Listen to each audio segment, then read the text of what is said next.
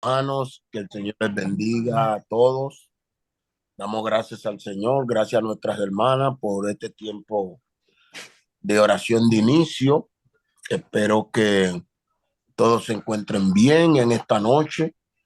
Quiero saludarle a todos mis queridos hermanos y hermanas en este hermoso tiempo que el Señor nos permite para que podamos continuar hablando un poco sobre nuestras células. Esta noche estaremos hablando por qué las células, por qué las células, o sea, qué importancia tiene la célula. Es una pregunta. ¿Por qué las células? Ya nosotros tenemos eh, la enseñanza básica de qué es una célula, ¿verdad? Ya nosotros sabemos de qué se trata una célula, quiénes componen la célula, quiénes ya con las primeras enseñanzas que tuvimos, cuál es la función que compone la célula. eh, y esta noche vamos a tratar por qué la célula. O sea, en otras palabras, por qué la iglesia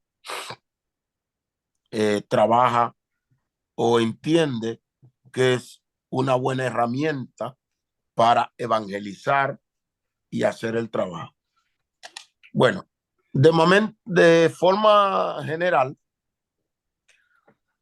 la célula es importante porque es una forma de nosotros evangelizar y, y sin mucha presión enseñarle a la gente y predicarle a la gente a Cristo. ¿Cómo debemos operar como célula? Eh, ¿Cómo debemos llevar a cabo la célula? Bueno, nosotros debemos entender que una célula no es un culto evangelístico, no es un culto evangelístico eh, donde la gente tiene un servicio de avivamiento, donde nosotros podemos eh, organizar un culto y empezar a tener servicio de avivamiento. La célula es más que todo un lugar donde la gente encuentra claridad de sus vidas y no se debe tocar, como decía el obispo Facundo, ni puntos doctrinales, ni tampoco se deben tocar prohibiciones ni nada por el estilo. Porque lo que hay que poner en la mente es que una célula se celebra para que la gente llegue a Jesucristo. Como el obispo Facundo nos enseñó al principio, la iglesia utilizaba los grupos pastorales o grupos de cuidado pastoral para mantener la membresía, para darle un equilibrio, un seguimiento a la membresía. El grupo de cuidado pastoral operaba que el líder estaba atento a un grupo de 12 personas. Esas 12 personas, cuando tenían alguna dificultad o algún problema, oraban con su líder, hablaban con su líder de grupo de cuidado pastoral. Cuando ya había algo más fuerte, ¿verdad? Se lo llevaban al pastor, pero también los líderes de cuidado pastoral se reunían una vez al mes para reportar, no tan solo para reportar, sino también para hablar con el pastor y informarle cómo estaban todos los miembros que componen el grupo. ¿verdad? Cómo están espiritualmente, cómo está su vida personal, cómo está su salud y así sucesivamente. Entonces, en esa reunión, cada líder de cuidado pastoral tenía un tiempo con el pastor para que el pastor supiera cómo están los miembros de la iglesia. Ok. Pero la célula no es para darle mantenimiento a los miembros, ¿verdad? El grupo de cuidado pastoral sí, pero la célula más bien es para darle enseñanzas básicas. Esto lo voy a repetir otra vez. Es para darle enseñanzas básicas sobre establecer una relación que la gente pueda darse cuenta de cuál es su condición espiritual. O sea, no los miembros, sino enseñar el plan de salvación, en qué consiste. Mayormente, la célula muestra, educa, habla sobre el plan de salvación. ¿En qué consiste el plan de salvación? La célula debe tener un material que hable sobre el amor de Dios, sobre el amor de Cristo hacia la humanidad, que hable sobre cómo Dios se ha llegado al hombre, cómo Dios ha provisto la salvación para los humanos, cómo podemos alcanzar la salvación, cuál es la provisión que hay para nosotros, cuáles son las alternativas, ¿verdad? Que hay para nosotros en cuanto a la salvación. Pero eso no es para nosotros los que ya conocemos, nosotros que ya recibimos a Cristo, nosotros que ya estamos en la iglesia. No es, la célula no es para enderezarnos a nosotros, la célula no es para formarnos a nosotros. Hay otras vías que la iglesia tiene que son para formar a la gente, tomar las doctrinas preeminentes que tienen que ver con el cambio de vida, con el avance espiritual, el crecimiento espiritual.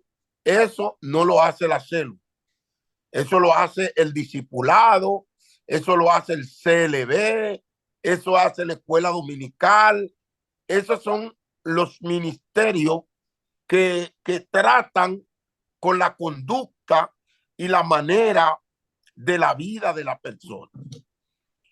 Al estos ministerios ser el que forma ya dentro de la congregación, ¿verdad? Por eso la persona, luego que la persona se convierte, ¿verdad? O llega a los pies de Cristo, tienen que pasar por esa entidad. Discipulado, ¿verdad? Tienen que tomar discipulado, tiene que tomar lo que es el compromiso, una botellita de agua. El compromiso, ¿verdad? Todo eso entra dentro del discipulado, todo esto entra dentro de la formación cristiana, todo esto entra cómo debe caminar, cómo es la vida de la persona, si la persona tiene que cambiar algo en su conducta, en su forma de vivir, en su forma de conducirse, dentro y fuera de la iglesia. Todo esto tiene que ver con la formación cristiana.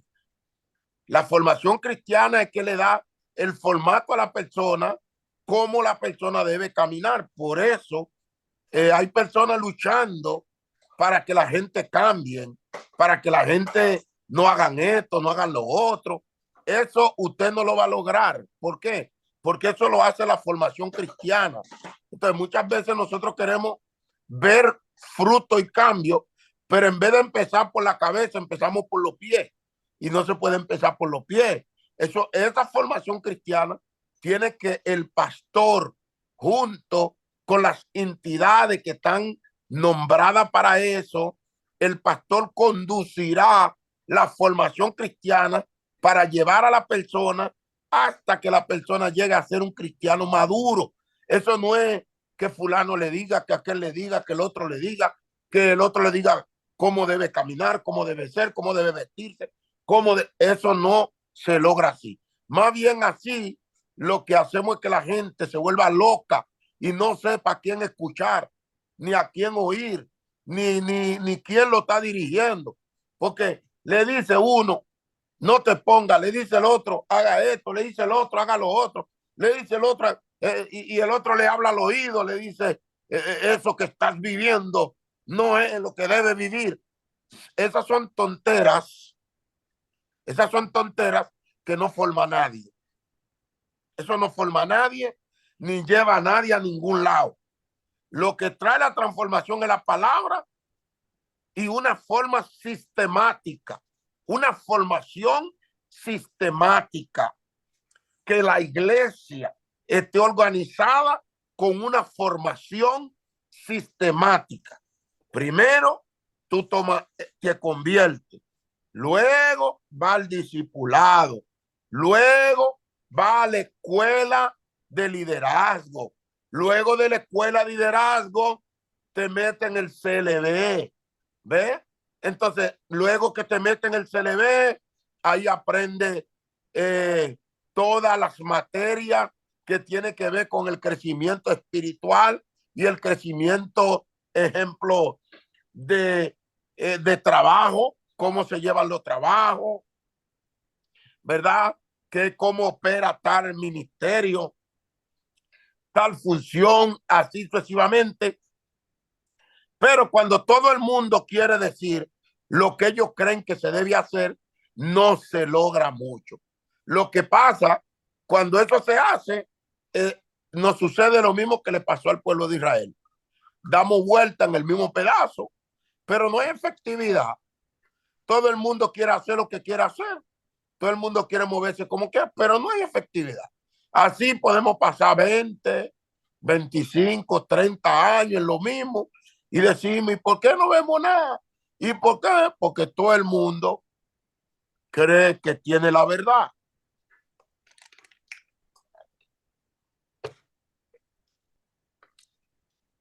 Y como todo el mundo quiere corregir, todo el mundo quiere instruir, todo el mundo quiere decir, no se esperan, están desesperados porque las cosas se hagan, no tienen paciencia para esperar, sino que están tan desesperados que quieren que todo se haga junto. En la obra de Dios no es así. En la obra de Dios, la cosa tiene que tomar ritmo y orden, ejemplo, y hay que hacerlo con dirección, porque si la cosa no se hace con dirección, por más que queramos, no se logra mucho. Entonces es la función del cuidado pastoral y lo que nosotros debemos llevar a cabo como iglesia. Como iglesia necesitamos tener dirección, pero tenemos que escuchar y ver quién nos está dando la dirección. Eso no significa que usted no sabe, eso no significa que usted no es inteligente, eso no que significa que usted no sabe cómo la iglesia opera. Sí, usted sabe, usted tiene capacidades, usted tiene entendimiento, usted conoce la palabra, usted conoce cómo funciona una iglesia, pero usted tiene que dejarse dirigir, porque si usted no se deja dirigir, usted puede ser el mejor líder. El mejor líder sin dirección no llega muy lejos, aunque tenga capacidades, aunque quiera trabajar y hacer y mostrar sus grandes dotes de capacidad, no se logra. Entonces, la célula se logra trabajando con la persona, tratando de mantener un balance y un equilibrio de enseñarle el plan de salvación. Lo básico para una célula es que se reúnan con la gente. no a prohibirle, no a otra cosa que no sea enseñarle el plan de salvación. Inclusive, cuando se le está enseñando el plan de salvación a la gente, en ese particular, no se menciona primero que el infierno, que tú vas para el infierno, que el diablo te va a llevar, no se habla de eso. Se habla del amor, se habla del amor de Jesús, se habla de la gracia, se habla de la maravillosa gracia de Dios, se habla de la salvación, se habla del sacrificio de la cruz, se habla desde el principio cuando Dios hizo a Adán y Eva y él ha querido salvar el hombre. ¿Desde cuándo Dios está queriendo salvar el hombre? Se habla de eso.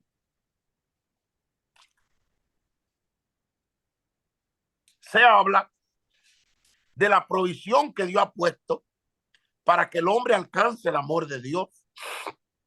Se habla de desde cuándo Dios, se habla de pasos y de historias como el diluvio, se habla del arca de Noé, que son puntos importantes, se habla de la ley, se habla de la condición del hombre que andaba como oveja sin pastor, se habla de se habla del tiempo cuando el hombre pecó, que Dios lo tuvo que sacar del jardín. Se habla cómo Dios fue tratando con el hombre, que aun cuando Dios sacó al hombre del jardín, Dios continuó tratando con el hombre para ayudarlo, para que alcanzara la salvación. O sea, no porque el hombre haya fallado o se haya equivocado, Dios dijo, bueno, ustedes pecaron, los saco del jardín, ya no tengo más que ver con ustedes.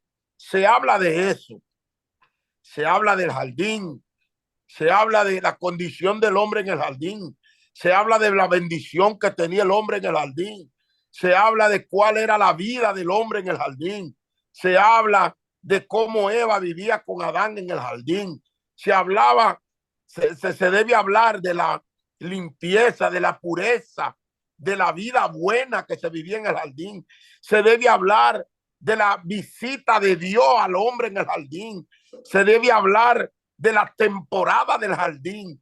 ¿Qué profundidad tenía esa temporada en el jardín? ¿Qué vino a atrofiar la condición hermosa, linda, preciosa, sin pecado del hombre en el jardín? Oye, hermano, eso con el poder del Espíritu Santo y la oración y orando por esa gente, óigame, algo va a suceder antes de terminar ese plan de salvación con la gente que llegan a la célula. Amén.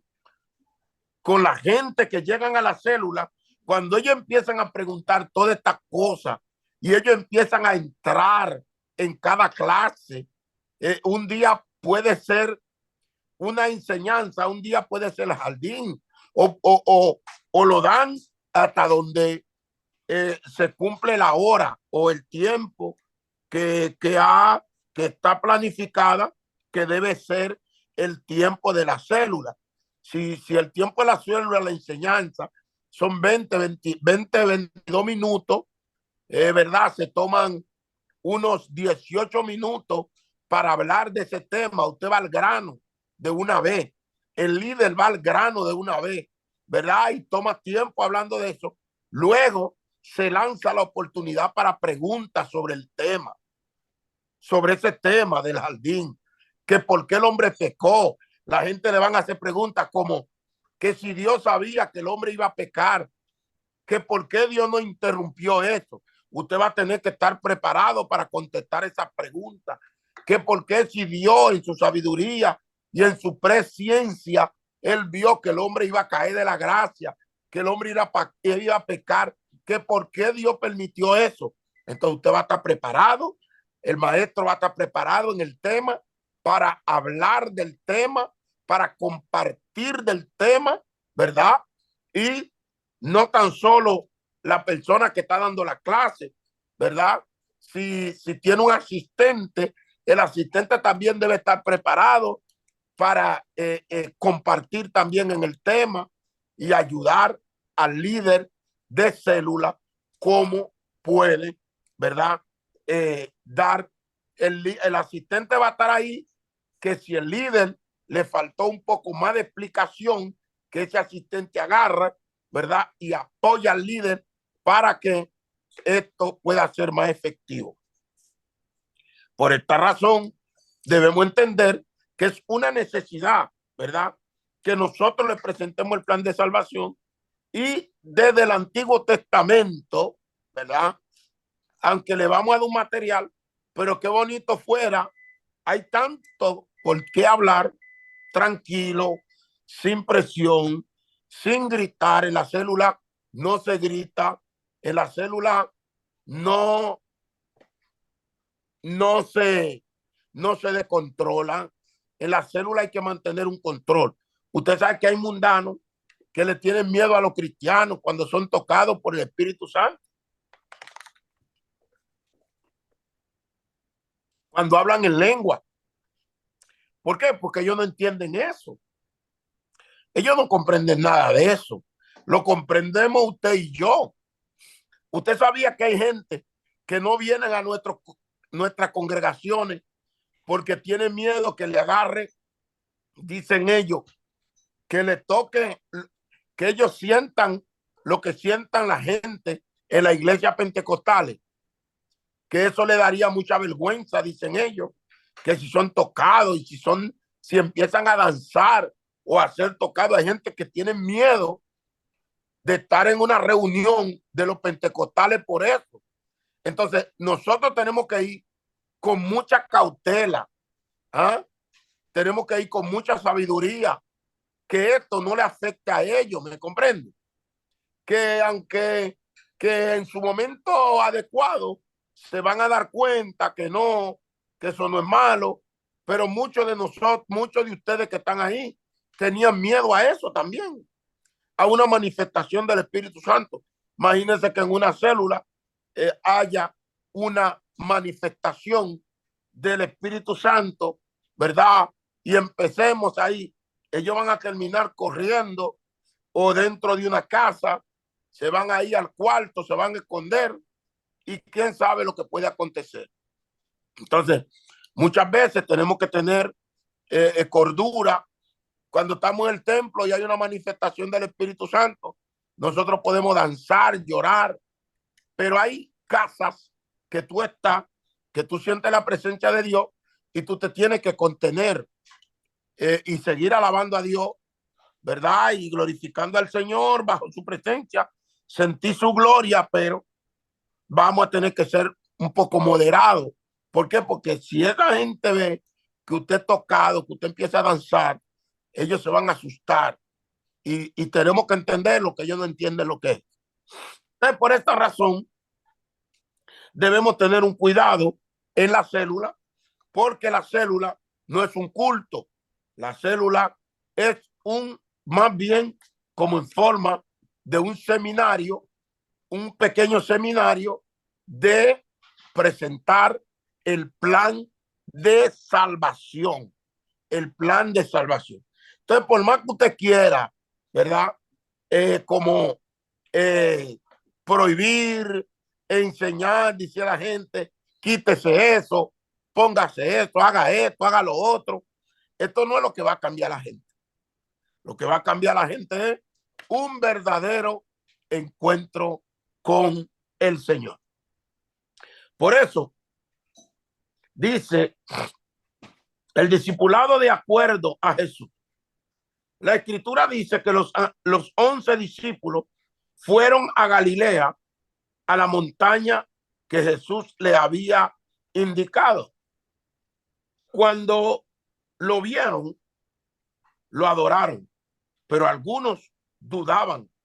Jesús se acercó entonces a ellos y les dijo: se me ha dado toda autoridad en el cielo y en la tierra.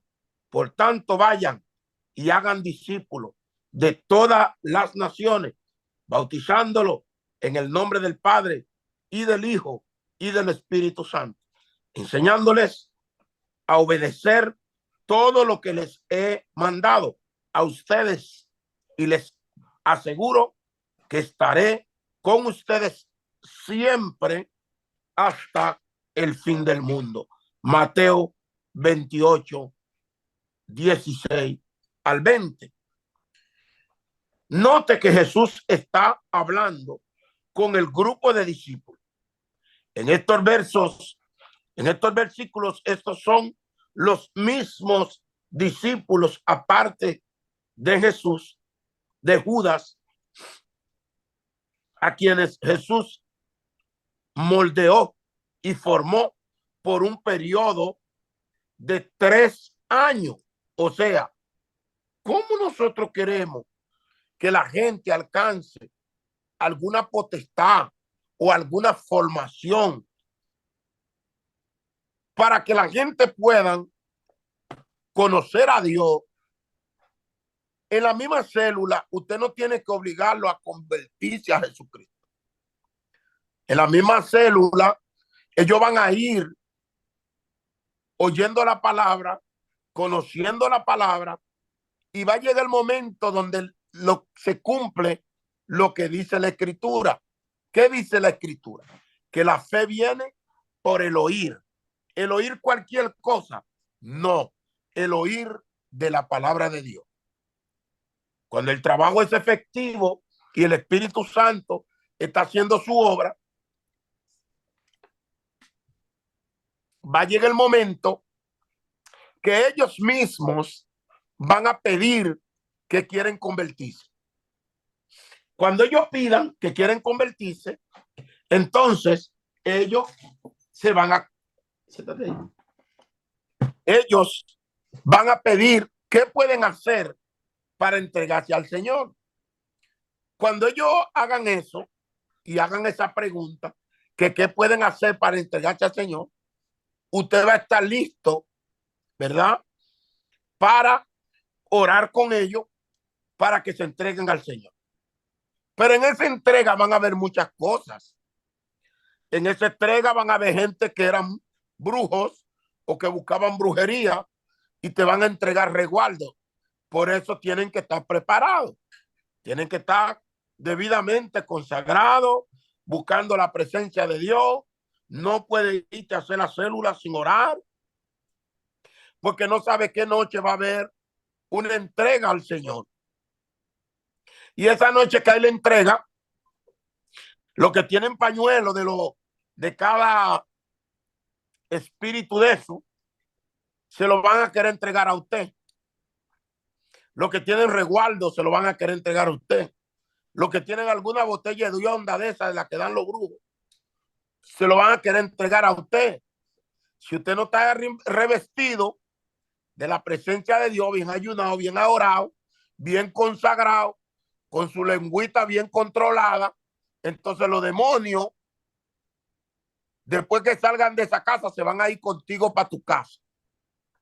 Cuando usted reprende un demonio o una persona entrega todas esas cosas que entregan, usted sabe para dónde cogen los demonios: para tu casa. Cogen para tu casa. Salen de esa casa porque tú fuiste que lo sacaste y se van contigo para tu casa. Si tú no estás preparado y tú lo que estás hablando cosas que no tienes que hablar, hay malicia, hay un montón de cosas, un montón, eso es por mencionar algunos, un montón de cosas. Entonces tú vas a pasar la noche sin poder dormir, te van a atormentar, te van a hacer la vida de cuadrito. Pero si tú estás orado, consagrado, preparado, tú lo vas a recibir, lo vas a meter en una bolsa y nos vamos a preparar para quemarlo, ¿verdad? Para quemarlo, para pegarle fuego en un lugar apropiado. Se va a buscar y se va a hacer eso. Aquí en Estados Unidos hay que tener mucho cuidado porque de no vienen los bomberos, ¿verdad? Pero hay que buscar un lugar para pegarle fuego a eso. Entonces, pero usted tiene que estar como líder preparado no para otra cosa, preparado para ayudar, para que la gente puedan recibir en realidad lo que necesitan de acuerdo a cómo vayan avanzando en la parte espiritual. Esos discípulos tuvieron 3 años con Jesús. En esos 3 años, ellos fueron entrenados, tomaron fueron moldeados y formados por un periodo de 3 años. Él les había enseñado importantes lecciones de vida, ya que vivían juntos gran parte. Óyame bien, ¿por qué la escritura habla de que vivían juntos? Porque era un mentoreo lo que Jesús le estaba dando. El mentoreo tiene que ver con que el mentoreado debe caminar con el mentor. El que está siendo mentoreado debe caminar con el mentor. Debe aprender cosas que el mentor no le va a decir, sino que de acuerdo a cómo el mentor va haciéndolo, así también el mentoreado debe irlo aprendiendo. Fue el caso de Jesús. Los discípulos veían a Jesús haciendo las cosas y ellos iban siendo mentoreados de él. Caminaban con él, comían con él, oraban con él. En su camino de mentoreado, ellos iban poco a poco siendo mentoreados en la obra para que fueran aprendiendo el servicio en la obra. Gran parte del desarrollo crucial del carácter se dio mientras trabajaban a través de los conflictos. O sea, a través de que ellos trabajaban, lo que les formó el carácter fueron los conflictos. Por eso los conflictos no deben ser tomados como una desgracia. Más bien debemos aprender de los conflictos. Por eso no debemos ser injuriadores, ni debemos ser personas que le echemos leña al conflicto. Al contrario, debemos tratar de dar una solución al conflicto, ver qué podemos hacer, cómo podemos resolver que el conflicto, en vez de continuar, como yo decía un día de esto en un mensaje, que alguien le eche agua a ese conflicto, no lo alimente, porque con esto los conflictos moldean nuestro carácter, cómo somos, la manera que va moldeando nuestra vida. De los conflictos y vencían las dificultades. Óyeme bien, vencían las dificultades que se presentaban entre ellos. Jesús había llamado a estos discípulos a unirse a una nueva comunidad y a convertirse en parte de una nueva familia. A ser parte de esa nueva familia, se daban ellos cuenta de que Jesús lo estaba formando para un propósito, una familia espiritual. Número 1, aprendieron a relacionarse. Uno de los puntos muy importantes son las relaciones humanas, las relaciones interpersonales. Nosotros no podemos ser buenos líderes, buenas personas que ganemos a otros si nuestras relaciones interpersonales están malas. Nuestras relaciones humanas no son muy buenas, están defectuosas.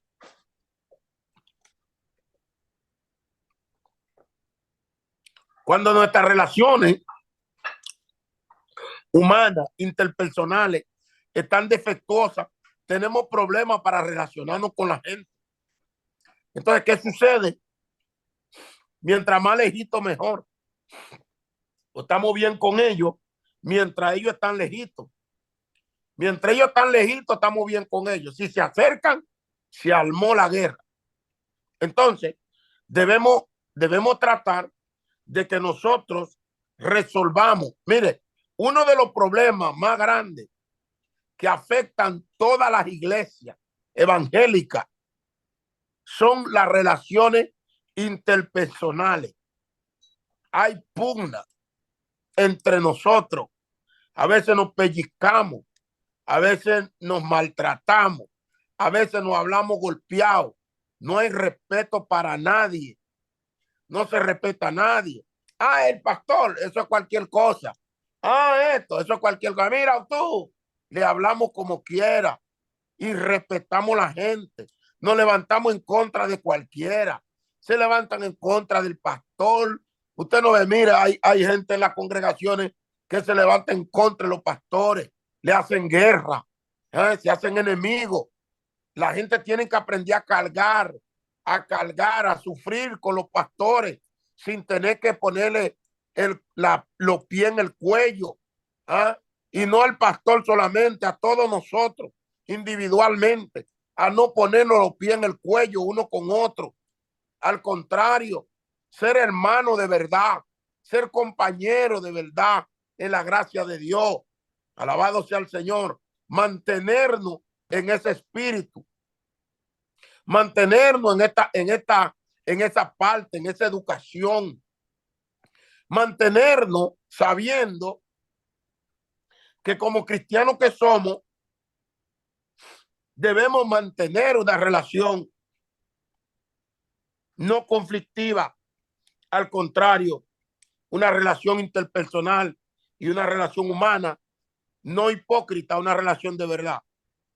No, no una relación, yo te paso, yo que, sí, mi hermanito, y cosas, pero en el fondo, eso mata a la cosecha. Eso mata a los nuevos que van llegando, porque ellos de lejos lo ven. Y muchas veces se dan cuenta que estamos juntos, pero no revueltos. Estamos juntos, pero no nos tratamos, ni nos trazamos, ni nos soportamos. Ellos se dan cuenta que no somos, no estamos de acuerdo. Se dan cuenta en todo el sentido de la palabra. Aún cuando dirigimos, cuando hacemos cualquier cosa, ellos se dan cuenta que no estamos de acuerdo. ¿Por qué razón? Porque la muestra se ve de lejos. O sea, cuando una persona, le voy a dar nada más un puntito nada más. Cuando una persona, si nos ponemos de acuerdo, si estamos de acuerdo, ¿verdad? Y vamos a poner un ejemplo. Sabemos que en cada servicio hay un tiempo pastoral.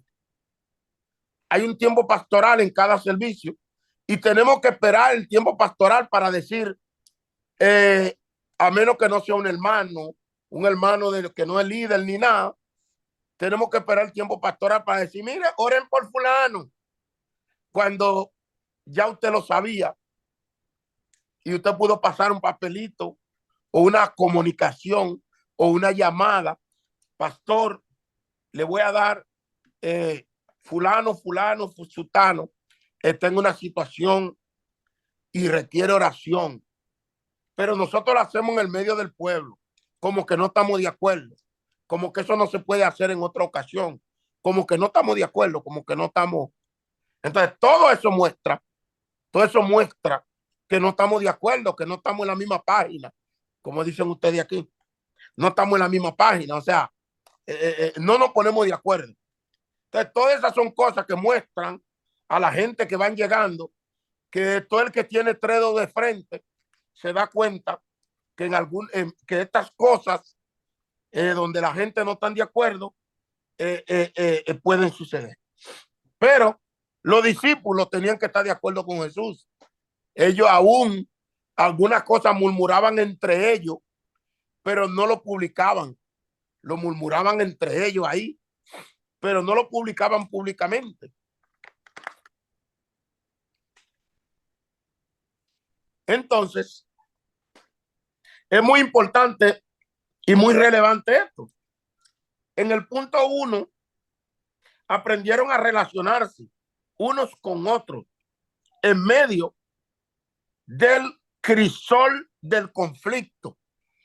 A pesar de los conflictos, de ese crisol del conflicto, aprendieron a tener una buena relación uno con otro. Jesús estaba pendiente del orgullo de ellos, los que fueran orgullosos o que creyeran que ellos eran lo único, o eran los papaúpe la matica, ¿verdad? O el más importante, el más interesante, el que tenía el ministerio más fuerte, más ungido, el que estaba más cerca de Jesús. Y ellos se discutían eso. ¿Quién estaba más cerca de Jesús? Es tan tal que había uno que dormía en el pecho de Jesús.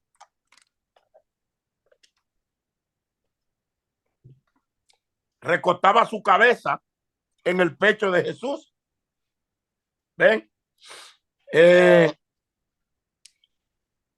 Dice que si ellos tuvieran orgullos y los animaba a caminar en humildad. ¿Ve?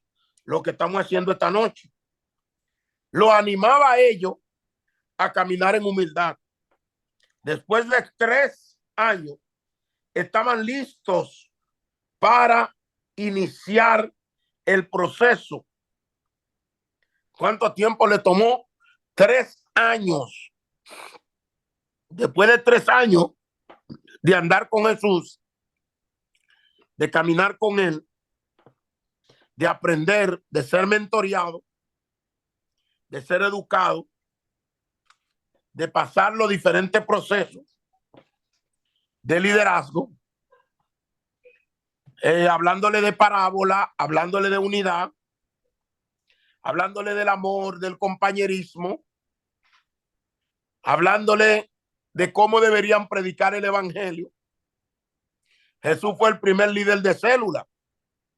Entonces, después de 3 años, ya ellos estaban listos para ir a la cosecha. El proceso, una vez más, con su propio grupo pequeño.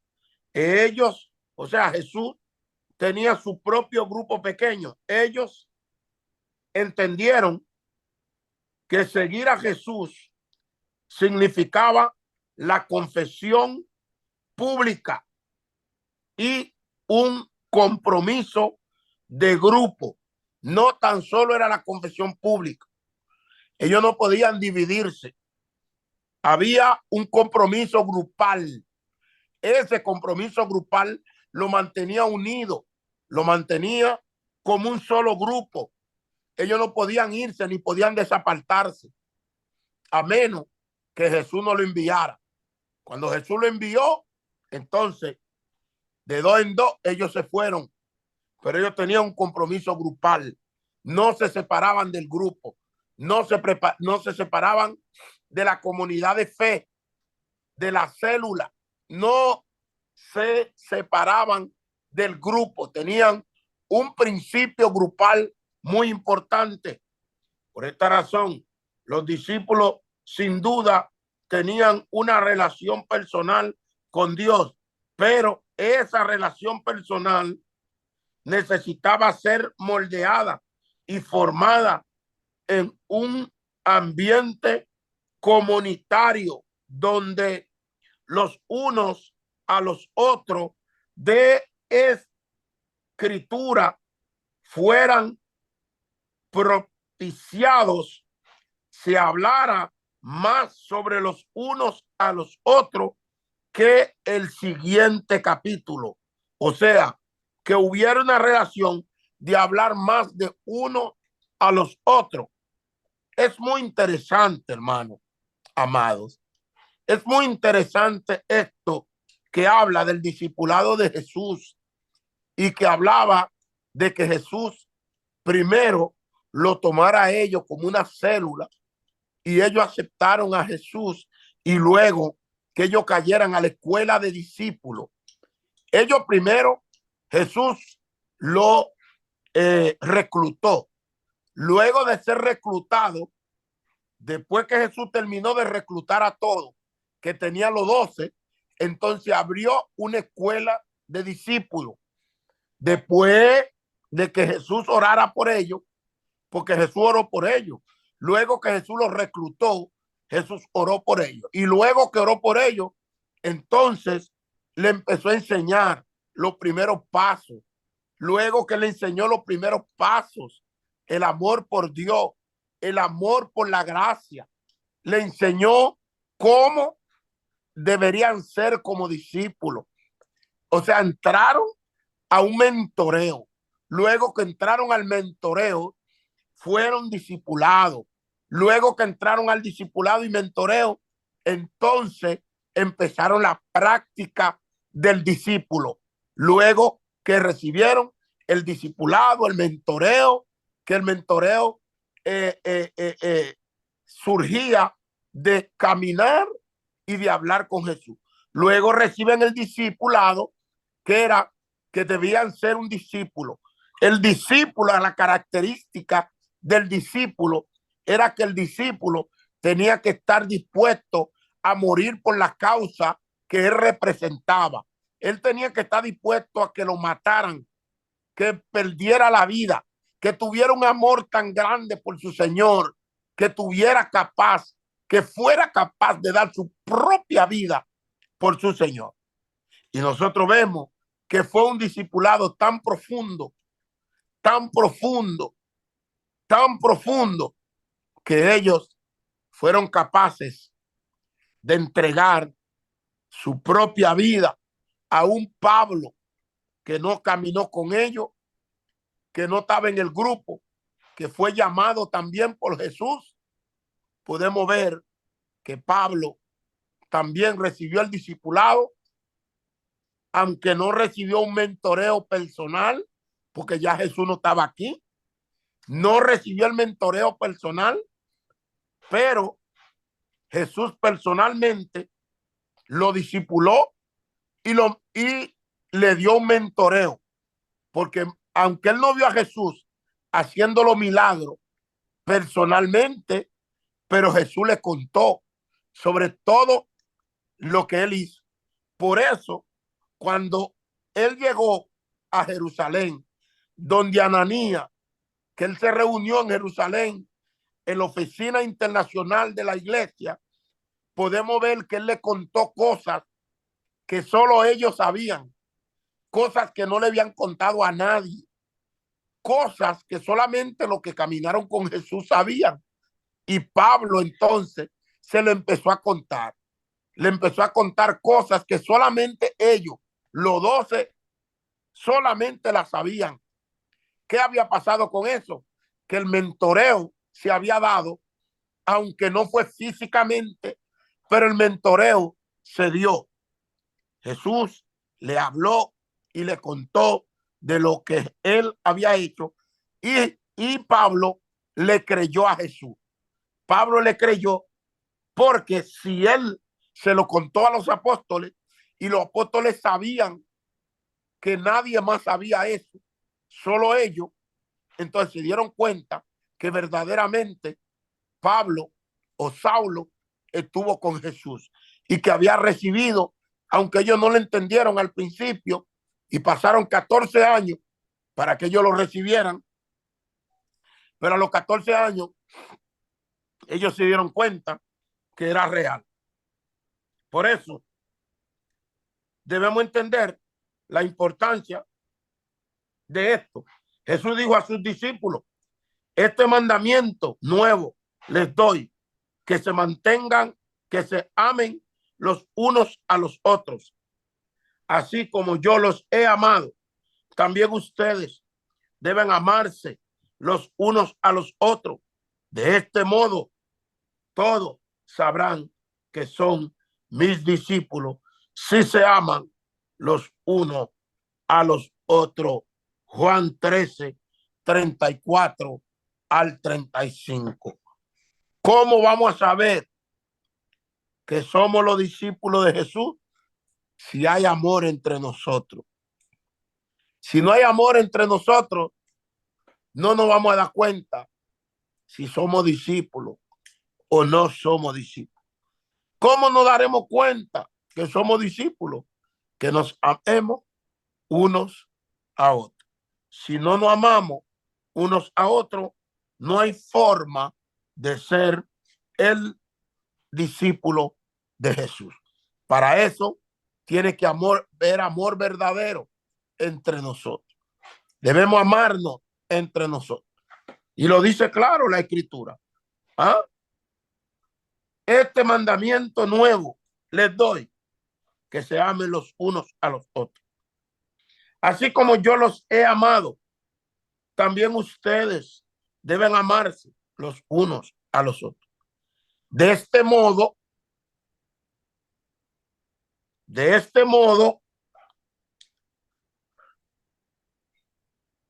todos, no algunos, todos sabrán que son mis discípulos, coma, si se aman los unos a los otros.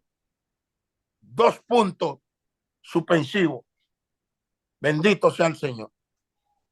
Dos puntos suspensivos. Eso es tan importante, hermano. Esto es tan interesante. Esto es tan profundo. ¿Ah? ¿Cómo podemos decir que somos discípulos del Señor si no nos amamos los unos a los otros?